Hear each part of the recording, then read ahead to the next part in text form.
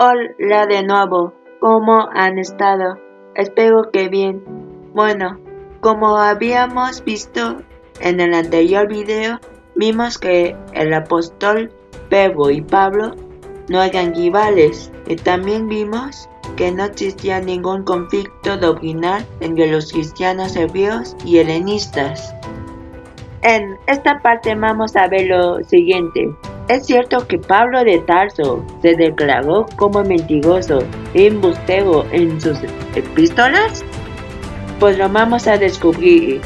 Les quería decir antes de empezar que lean todos los argumentos de Dowell y los contraargumentos de Kate Thompson.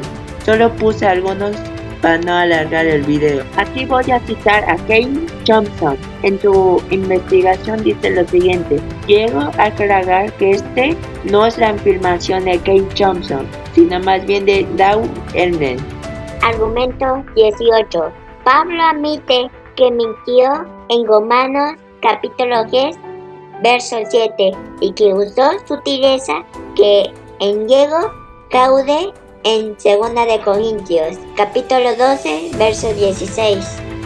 Ahora vamos a citar la respuesta de Kate Thompson. Él dice lo siguiente: el contexto es vital y que puta Dow en Romanos capítulo 3, verso 1 al 8, Pablo en realidad se está planteando preguntas hipotéticas, asimismo desde una perspectiva anticipatoria de interlocutores objetores judíos incrédulos.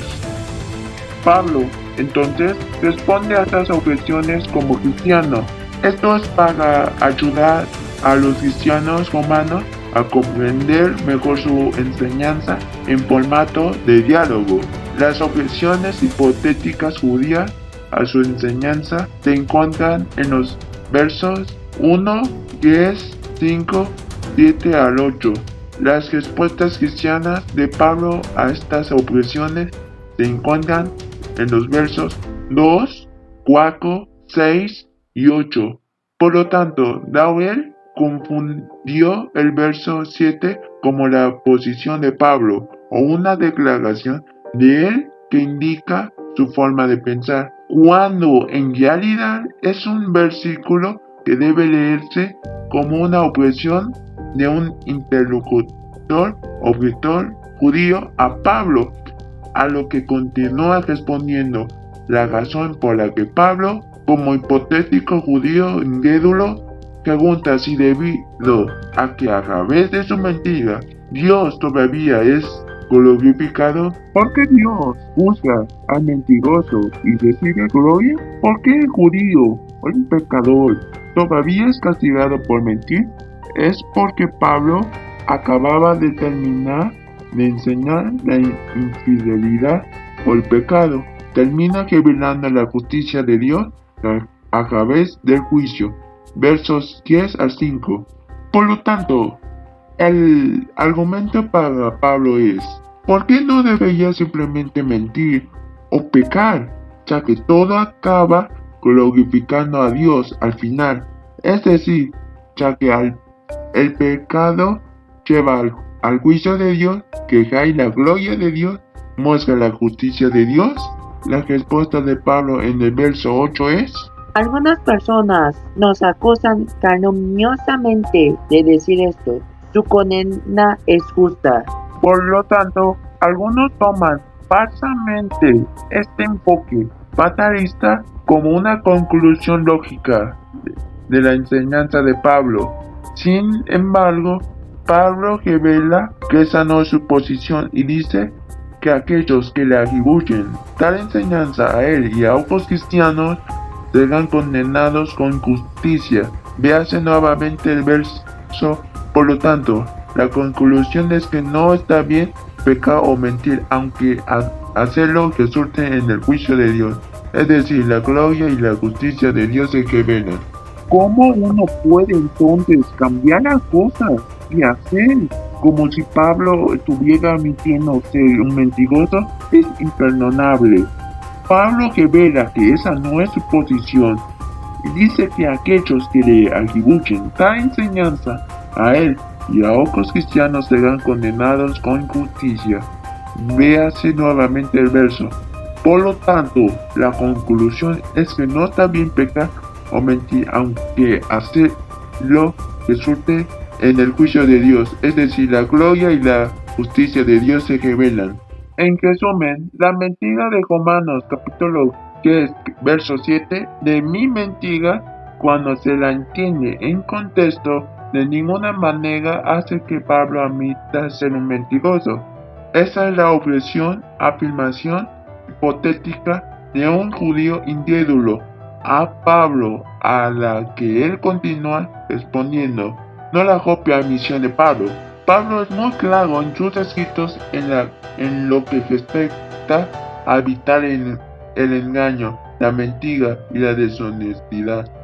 Por ejemplo, en Colosenses capítulo 10, verso 9, Pablo dice: No se mientan unos a otros, sino que se han despojado del viejo yo con sus prácticas. Y además, en Efesios capítulo 4, verso 25, Pablo dice: Por tanto, también ha abandonado la falsedad, cada uno de vosotros hable verdad con su prójimo, porque somos miembros los unos de los otros.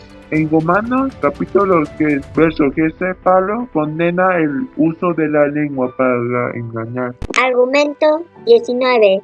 Flavio, en Antigüedades, libro 20, coloca a Pablo en Goma como ayuda de cámara de Nerón hasta el 63 y 66 después de Cristo. Ahora vamos a citar la respuesta de Ken Johnson. Él dice lo siguiente: Dado que Dowell solo da el número del libro de Antigüedades de los judíos de Josefo, no el capítulo, es difícil ubicar en qué parte de este libro Dowell cree que está Pablo. Los nombres Pablo y Saulo no aparecen en este libro.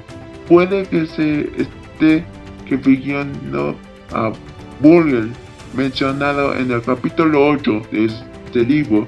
Se le describe como el tutor y secretario de Nerón, que le escribió las cartas ciegas de Nerón. Sin embargo, no hay nada en este capítulo que muestre que Burgel era Pablo. Los historiadores señalan que Burgel fue un general que sirvió al emperador Claudio en el campo y luego fue consejero y secretario de Nerón.